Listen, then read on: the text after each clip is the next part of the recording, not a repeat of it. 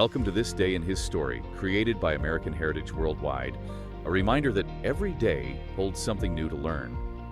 Did you know that John Hancock was the first person to sign the Declaration of Independence, and that he wrote his name so large that King George would not need his glasses to read it?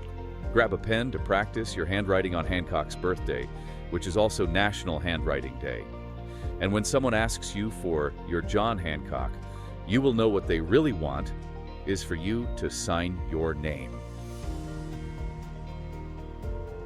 Put your John Hancock right here. It's one of those idioms that's so deeply baked into the American lexicon that I bet 99% of the people saying it don't even pause to visualize the man. Yeah. It just means sign on the dotted line, right? It's basically shorthand for finalizing a deal. You say it when you're buying a car, signing a mortgage, maybe a marriage license. But if you actually stop and peel back the layers, you realize that phrase is a linguistic fossil from a moment of incredibly high stakes. High stakes is. I'm putting it lightly. We're talking about treason, vast fortunes, and the difference between being a founding father and, well, a traitor hanging from a rope. Right. It's just wild that we use it so casually now. It is. And, there's a very specific reason we're digging into this right now. We have a stack of sources today that take us on a bit of a two-pronged mission. Okay. We're unpacking the life of John Hancock, the man, not just the giant signature, but we're also looking at the celebration of National Handwriting Day, which, and this was the first aha moment for me in the reading, isn't just some random date on the calendar picked by a marketing team. No, it's not coincidental at all. National Handwriting Day falls on January 23rd, and that just so happens to be John Hancock's birthday, born way back in 1737. So the day we celebrate the pen is literally defined by the man who wielded it most famously. Exactly. I love that connection. It anchors the holiday in history. So for this deep dive, we're going to attempt a bit of time travel. We need to go from the wealthy, velvet-lined parlors of colonial Boston all the way through the absolute danger of the Continental Congress, and then land right back here in the 21st century where cursive is, well, arguably becoming a lost art. It's quite the trajectory. But to understand the signature and why we celebrate it, you really have to understand the hand that held the quill. Hancock wasn't just a bold script on parchment. He was a really complex figure living in a volatile time. Okay, so let's start with the man before the myth. I think the popular image of Hancock, if people even have one, is this wealthy, powdered wig aristocrat. Right. And eventually he was that guy. But the sources point out he didn't start that way. Not exactly. He was born in Braintree, Massachusetts, which is modern-day Quincy. And while his name became synonymous with gold and shipping, his father was actually a clergyman. A respectable profession, sure, but not exactly a path to riches in the 1700s. Right. And tragically, his father died when John was just a boy. So his start in life was actually marked by loss and significant financial uncertainty. He wasn't born with a silver spoon. No, he was born into a situation that could have easily led to obscurity. For sure. But this is where the plot twists. It reads like something out of a Dickens novel. Like it's taken in by relatives, right? Precisely. The trajectory of his life changed overnight. He was raised by his aunt and uncle, Thomas and Lydia Hancock, and they weren't just comfortable, they were incredibly wealthy. They lived in this elegant mansion on Beacon Hill in Boston. So John goes from a clergyman's son facing poverty to living in the absolute lap of luxury. Talk about a change of fortune. And the sources mention he didn't just sit around enjoying the mansion, he went to Harvard. He did. Graduated from Harvard College in 1754. But here's the crucial part. He didn't just go into academia or the clergy like his father. He went to work in his uncle's business. An import-export business. A massive import-export empire. Import-export in colonial Boston usually implies a lot of, let's say, complexity regarding British taxes, doesn't it? It certainly does. It was a rough and tumble business disguised by fine clothes. Yeah. And when his uncle passed away, John inherited the whole operation. And just like that, he becomes one of the richest men in New England. Arguably the richest. And this is where the sources highlight some interesting contradictions in his personality. On one hand, he had a reputation for being incredibly generous with his wealth. He helped people, he funded public projects. Okay, a philanthropist. But on the other hand, Well, he liked to show it off. I saw that in the notes. There was some real tension there with the other patriots. It wasn't all high fives and unity. Not at all. You have figures like Samuel Adams, who was much more austere, very Puritan in his lifestyle. Adams actually criticized Hancock For what? He thought Hancock's lifestyle was too lavish, too aristocratic for a man of the people. There was a real clash there between Hancock's revolutionary ideals and his personal taste for the finer things, the wine, the clothes, the carriage. It makes him feel more human, doesn't it? He wasn't a marble statue of virtue. He was a guy who liked nice stuff, but also wanted liberty. It does. It complicates the narrative. And speaking of his personal life, we should mention his family. He married Dorothy Quincy in 1775. But the sources note a heavy sadness there. Yes. They had 2 children together, but neither survived to adulthood. It's a stark reminder that despite all that massive wealth and status, he wasn't immune to the tragedies of the time. Money couldn't buy health or safety back then. Not at all. So we have this wealthy, somewhat flashy merchant. How does he pivot to becoming a revolutionary leader? I mean, like you said, typically the super rich benefit from the status quo. Why rock the boat? That is the million-dollar question. Or, I suppose in colonial currency, the million-pound question. His political rise was steady. He was a Boston selectman in 1765, then moved to the Massachusetts colonial legislature. But the real flashpoint, The thing that really radicalized him. it was personal. It was the story of the Liberty. The Liberty, yes, his ship. One of Hancock's prime merchant ships. British officials seized it in Boston Harbor. And they weren't just taking it for a joyride. The charge was tax evasion. Essentially.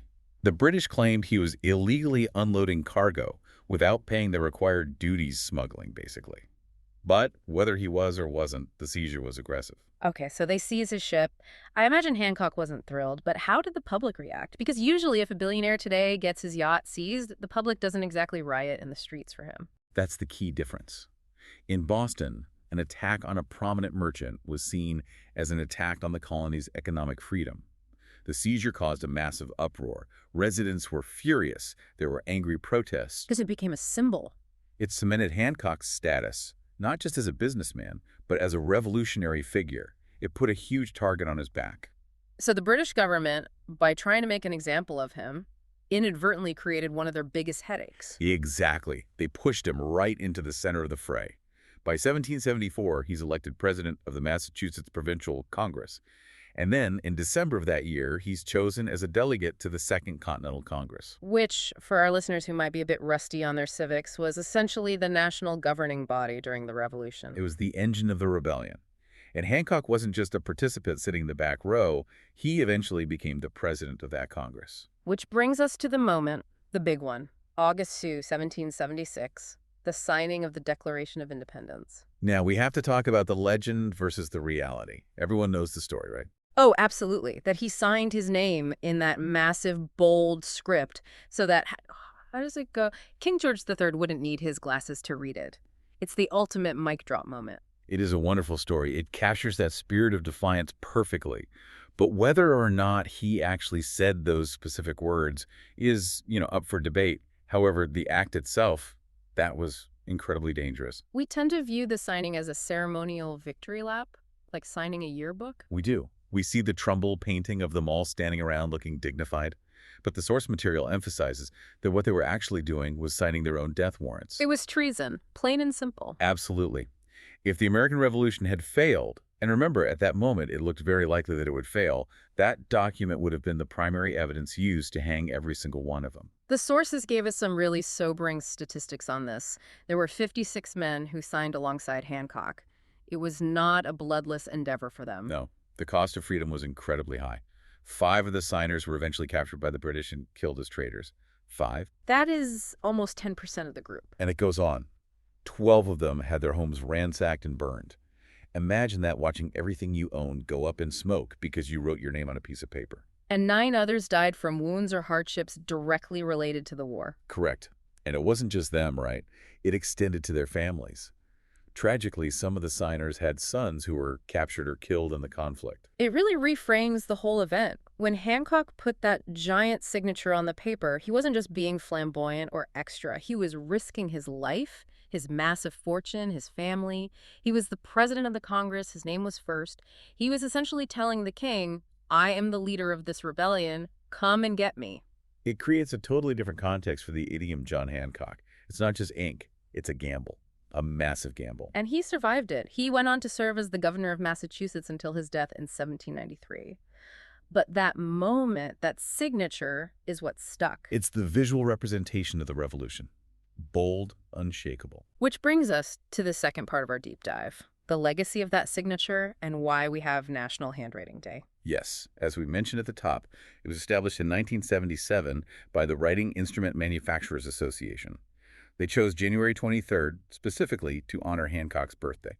I have to admit, and I think many listeners will relate to this, in an era where I mostly type on a keyboard or tap out texts with my thumbs, the idea of a handwriting day feels almost vintage. Well, a little obsolete. Yeah, maybe even a little obsolete. It does feel that way on the surface. Mhm. Computer printing and text messaging absolutely dominate how we communicate now. We value speed and efficiency. Mhm.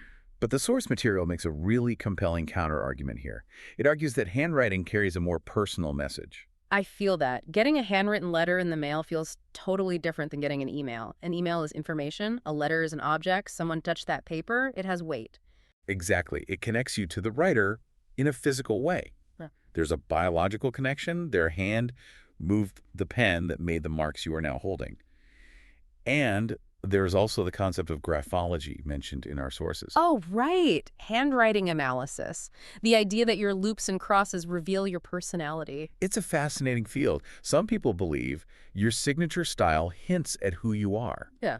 Just like Hancock's bold, expansive script hinted at his confidence and his flair for the dramatic. And a tiny, cramped signature might suggest introversion or caution. Perhaps. Yeah. So even if you don't buy into the full psychology of it, the style communicates something. It's an expression of self. Sure. But even beyond the psychology, just the practice of writing has value. The source listed some great ways to celebrate the day, and honestly, they're just good life advice in general. What stood out to you? Well, the first one is a challenge for me personally. Practice writing your name in cursive. I tried this recently. I feel like my cursive has degraded into a wavy line over the years. It's basically a flatline EKG at this point. You are not alone there. We lose the muscle memory. The source also suggests sending handwritten letters to friends and relatives, maybe getting a pen pal. I love the idea of a pen pal. It forces you to slow down. You can't just fire off a quick LOL or an emoji. You have to construct sentences. You have to share stories. And share stories is key. Another suggestion was keeping a handwritten journal. And this leads us to the deeper meaning behind all of this, because we aren't just talking about calligraphy or neat loops. We're talking about permanence. Exactly. This is where the deep dive gets really profound.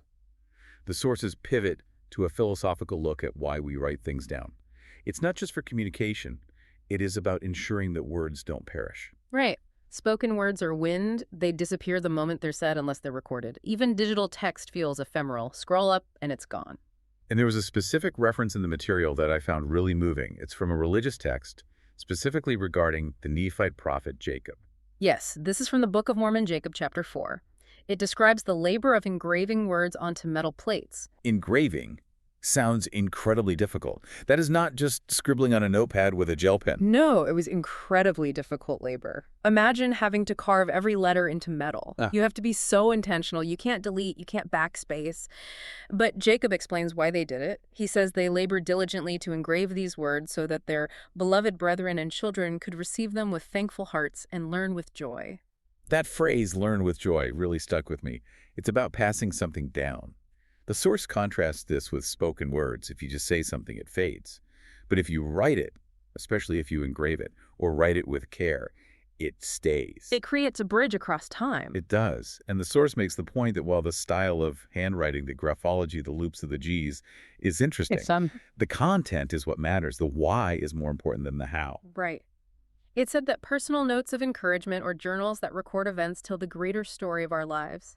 It's about leaving crumbs for the next generation to follow. Think about the important documents listed in the source. We mentioned the Declaration of Independence and the Bill of Rights. Those are foundational to a nation. But then it lists things like notes from runaways or people needing to be rescued. Wow. That hits hard. A handwritten note in a desperate situation? That's a lifeline. Or last wills and testaments, music and song lyrics. These are the documents of human experience. When you write a thank you note or an entry in a journal, you are doing the same thing Hancock did or the prophet Jacob did. You are making a mark that says, I was here and this is what I thought or felt or valued. It really elevates the humble sticky note, doesn't it? It stops being a chore and starts being a record. It does. It reminds us that writing is an act of legacy, whether it's defying a king or telling your great-grandchildren what it was like to live through the 2020s. So we've traveled from the shipping docks of Boston, where a wealthy merchant risked everything to put his name on a piece of paper, to the quiet act of sitting at a desk and writing a letter today. It's a straight line, really. It's about the courage to put your name and your thoughts on the line, to make them physical. We started with the idea of the John Hancock, a symbol of boldness. But we're ending with the idea of intimacy. Writing is how we touch the future. And how we preserve the past. Without those handwritten records, we wouldn't know Hancock's story or the struggles of the signers or Jacob's teachings. We would be blank slates. So here is our challenge to you, the listener. We are living in a digital whirlwind. Emails are deleted, texts are scrolled past, servers get wiped. But paper persists. It does. It waits to be read. So mull this over. If you had to write one thing down by hand, not a text, not a tweet, but physically write it down to ensure it was read by someone 200 years from now, just like we read Hancock's signature or Jacob's plates, what would you write? And who would you want to read it? That's a question worth answering. Thank you for joining us for this day in his story. May the lessons of yesterday inspire you to see God's hand today and to play your part in his story now. For more faith-based learning, visit ahsworldwide.org, the homeschool for faith and family.